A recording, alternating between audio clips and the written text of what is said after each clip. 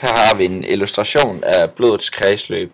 Det røde, det er arteriolerne, som der leder blodet ud til kroppens lemmer og organer.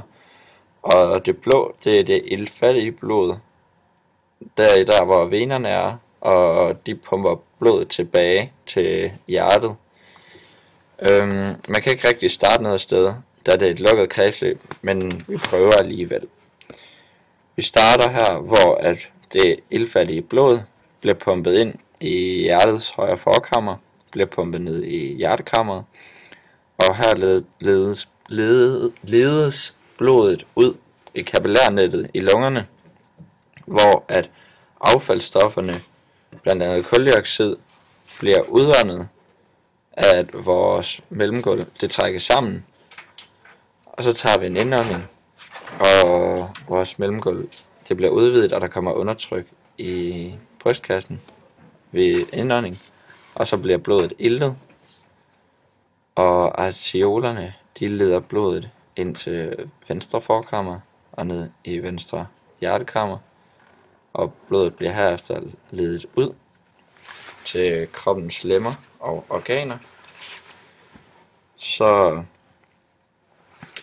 forgrenes det til arterioler i et kapillærnet, og luften optages, og affaldsstoffer, kuldioxid, bliver udskilt. Det bliver så pumpet af venerne op til højre forkammer igen, og så gentages processen ellers bare. Så er der en port over fra fordøjelsessystemet, tarmen til leveren, og det er bare affaldsstoffer, som der bliver sendt fra fordøjelsessystemet til leveren. Brystkassen danner undertryk og trækker ilten ned i lungerne. Nede i lungerne optager blodet ilten, og det iltfattige blod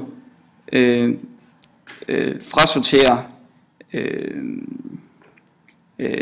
CO2, og CO2 bliver derefter trukket ud af lungerne ved at brystkassen trækker sig sammen.